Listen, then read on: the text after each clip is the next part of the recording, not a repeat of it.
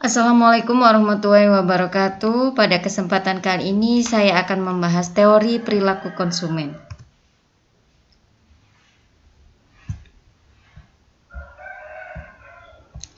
Sebelum kita membahas teori perilaku konsumen, coba kalian amati gambar 1 dan gambar 2. Gambar 1 dan gambar 2 menunjukkan adanya perilaku seorang konsumen, di mana di gambar 1 menunjukkan adanya hukum Gosen 1, yaitu kepuasan yang semakin menurun ketika seseorang mengkonsumsi air mineral dari gelas pertama sampai gelas ke-6 atau gelas terakhir. Maka kepuasan yang mulainya bertambah, lama-lama akan semakin menurun.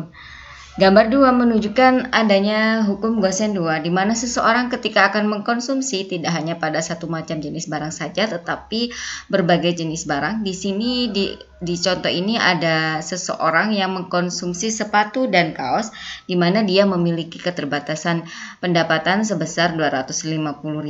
Dari 250.000 yang dia miliki, dia mempunyai beberapa alternatif untuk memenuhi kepuasan yang sama. Jika harga sepatu sebesar 100.000 dan harga kaos sebesar 50.000, maka alternatif pertama, konsumen membeli 3 kaos dan 1 sepatu. Alternatif kedua, membeli 1 kaos dan 2 sepatu. Dari gambar 1 dan 2, apakah kalian pernah mengalami hal yang sama seperti yang mereka alami? Tentu saja pernah ya. Teori perilaku konsumen. Teori perilaku konsumen itu menjelaskan bagaimana seorang konsumen memilih produk yang diyakini akan memberikan kepuasan maksimum dengan dibatasi oleh pendapatan dan harga barang. Teori perilaku konsumen ada dua, yaitu menggunakan pendekatan kardinal dan ordinal. Pada pendekatan kardinal menyatakan bahwa perilaku konsumen dapat dihitung atau diukur secara kuantitatif. Cara menganalisisnya menggunakan hukum Gosen 1 dan Gosen 2 seperti pada ilustrasi di sebelumnya ya, pada slide sebelumnya, yaitu tentang total utility dan marginal utility. Hukum Gosen 1 berbunyi law of diminishing marginal utility. Hal ini terjadi pada satu jenis barang. Kemudian hukum Gosen 2 itu menyatakan bahwa konsumen akan melakukan konsumsi sedemikian rupa sehingga nilai guna marginal setiap barang yang dikonsumsi akan sama. Hal ini terjadi pada berbagai jenis barang. Kedua, pendekatan ordinal. Teori ini menyatakan bahwa perilaku konsumen tidak dapat dihitung, akan tetapi dapat dibandingkan yang dianalisis menggunakan kurva indifferent.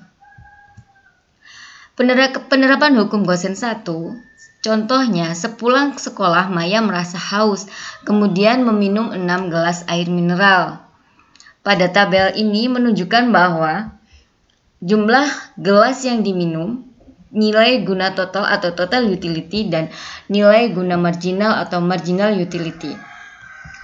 Pada saat kita meminum gelas pertama, maka kepuasan totalnya sebesar 30, marginal utility-nya juga 30.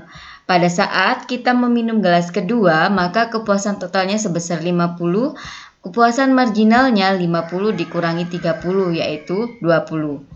Pada saat kita meminum gelas ketiga, kepuasan totalnya 65, kepuasan marginalnya 65 dikurangi 50, yaitu 15.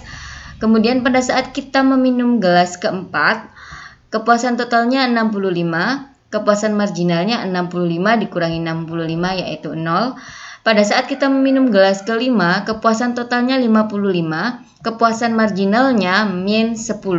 Pada saat kita meminum gelas ke-6, kepuasan totalnya menurun menjadi 35 dan kepuasan marginalnya menurun menjadi min 20. Hal ini menunjukkan bahwa total utility dan marginal utility itu menurun sesuai dengan bunyi hukum Gosen 1, di mana kepuasan yang semakin menurun. Ini untuk kurvanya dapat dilihat di sini. Ini adalah kurva dari kurva guna total atau total utility, di mana dia semakin menurun ya, melengkung dari kiri atas ke kanan bawah.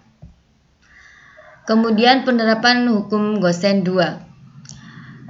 Pada contoh ini, Reina pergi ke supermarket untuk membeli barang. Reina memiliki uang sebesar 250.000. Setibanya di supermarket, dia akan membeli sepatu dan baju. Harga baju sebesar 50.000, harga sepatu sebesar 100.000. Ada beberapa kombinasi konsumsi yang akan dia lakukan atas dua macam barang tersebut agar memperoleh kepuasan yang sama. Dengan adanya batasan dana Reina, maka konsumsi yang dilakukan Reina adalah alternatif 1, membeli 3 baju dan 1 sepatu.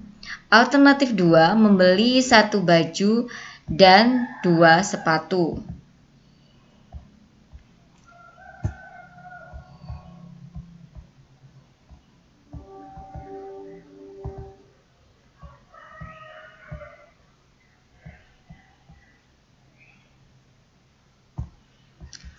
Kurva indifferent atau indifferent curve seperti pada gambar ini ya, ini adalah kurva indifferent. Kurva ini menggambarkan berbagai kombinasi konsumsi dua macam barang yang memberikan tingkat kepuasan sama. Ciri-ciri kurva ini dalam satu kurva yang sama, kepuasan yang dihasilkan sama. Ini ya, kepuasan dihasilkan dalam satu kurva ini, kepuasannya sama.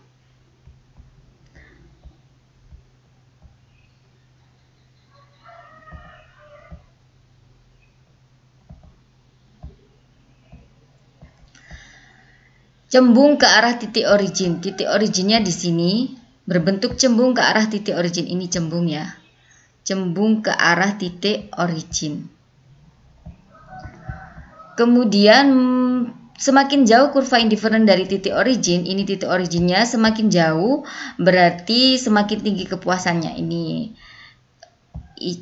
indifferent curve 1, ini 2, ini 3. Dari sini menunjukkan bahwa kepuasan yang semakin tinggi adalah di sini ya, indifferent curve ini.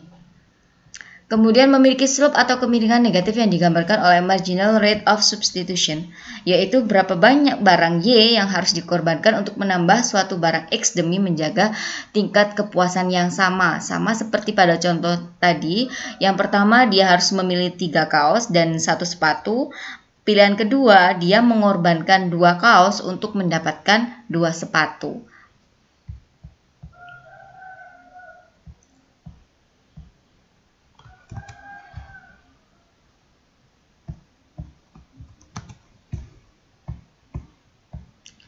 Kurva garis anggaran atau budget line, yaitu kurva yang menggambarkan kombinasi dua macam barang yang membutuhkan biaya atau anggaran yang sama. Jadi di sini titik tekannya adalah biaya atau anggaran yang sama. Kurva budget line ini dapat bergeser dan berotasi, seperti pada gambar berikut, di mana menunjukkan adanya kurva budget line itu bergeser dan berotasi. Di sini ini adalah kurva budget line yang bergeser dari BL1 ke BL2.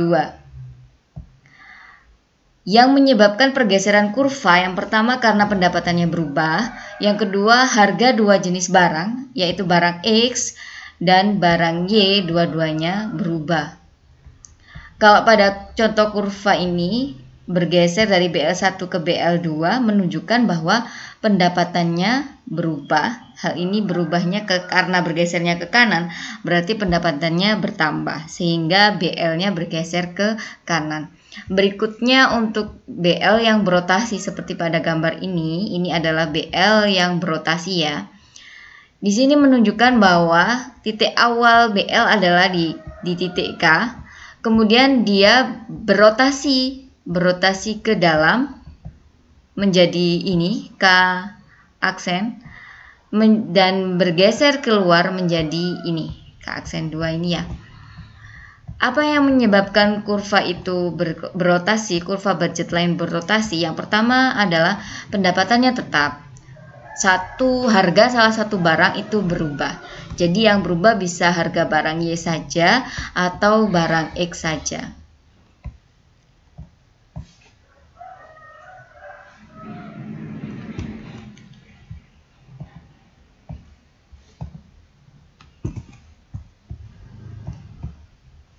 Berikutnya kurva keseimbangan konsumen. Kurva keseimbangan konsumen ini terjadi ketika indifferent curve itu bersinggungan dengan kurva budget line.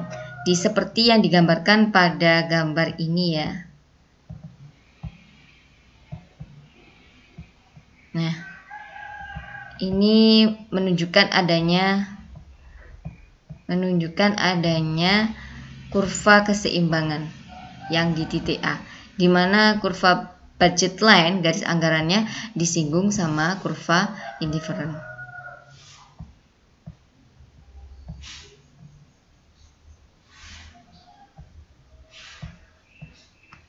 Demikian penjelasan tentang teori perilaku konsumen. Terima kasih.